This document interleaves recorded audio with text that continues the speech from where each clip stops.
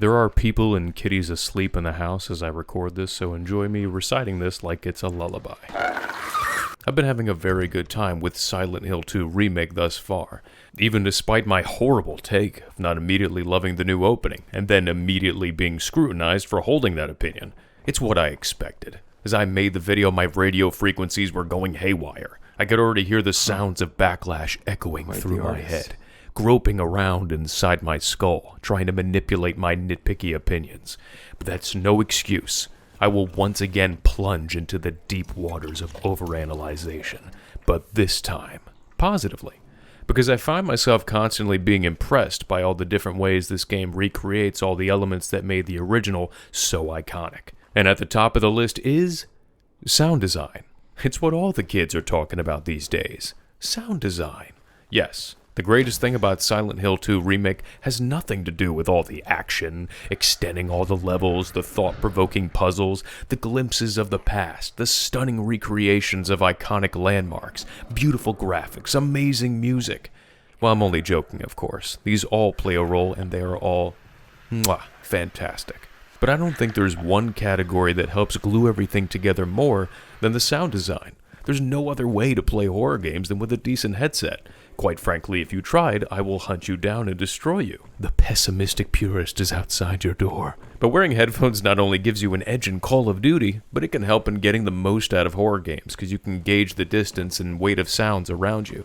You can hear the stirrings of something around the corner vividly, or feel the vibrations from a loud bang echo through your ears. Regardless of how well an environment is done, how beautiful it looks, or how engaging the gameplay inside it can be, this is 2024, and gaming isn't about fun, it's about immersion. And you can't be fully immersed in it without good sound design. This game handles it all so well. The obvious major gameplay change when moving from the original to this game is how it demands action, and the sound design plays a major role in how satisfying that action is. If you hit a monster and it sounds like you're just smacking your hand on a fucking pillow, that'll completely take you out of the experience. Here the sounds are so visceral, so gut-wrenching. With every swing of your wood plank or pipe comes a sickening thud, where you can hear bones breaking, flesh tearing, and blood splattering. All so disturbingly satisfying you'll be mashing that R2 button harder than the like button on this video to get that disgusting and annoying monster off of you, whose grunts and screams of anguish will equally satisfy and disturb.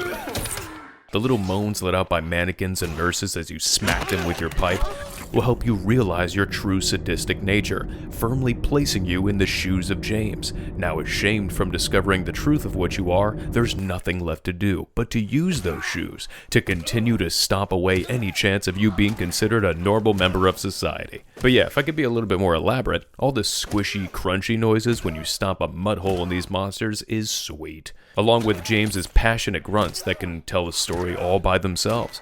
It's funny how every time, regardless of how much I enjoy doing it, when I start stomping away, there's a part of me that's concerned, like, alright James, that's enough. You alright? It subtly and beautifully clues in the player on the emotions that James is suppressing throughout the game. Sound design, of course, also helps in maintaining tension outside of action. How do you keep anxiety up in a horror game without creepy sounding shit in the background? This remake makes the brilliant choice of not allowing you to pause when looking at the map or investigating an object, which leaves room for a noise to distract, or worse, jump scare the shit out of you at any moment and make you drop what you're doing to address it. It's full-blown immersion. The radio is now much more than just a standard frequency fading in and out. Here in the remake, it makes this subtle little clicking noise, which to me sounds a little like a lying figure. And it's such a clever way to keep you on edge, to make the radio itself sound like a monster. Whether or not this is how it was intended, it's how I perceive it. And even when there's no monsters in sight, the sounds work to create a gloriously chilling atmosphere. The wind, breathing in whispers, doors shutting behind you, lights flickering, all kinds of horror, ambiance shit, etc., etc. Sounds. Oh my fucking god, the sounds are just so good. I can't live without the sounds of mysterious, thick liquid slushing around in a tub that you probably filled because of how much these sounds excite you. But yes, just like the original, there are many moments throughout Silent Hill 2 where creepy sounds occur that you will never discover the source of, so it's important that they evoke a strong emotional response. And thankfully, due to the themes present in Silent Hill, you can throw just about any random creepy sound into this game and connect it to the perspective of the individual manifesting it in their mind. And because of that, it leaves room for crazy ass shit, like one of my favorite moments so far in the remake, when I was walking through the Woodside apartments and heard what felt like a fucking titan walking the halls above me.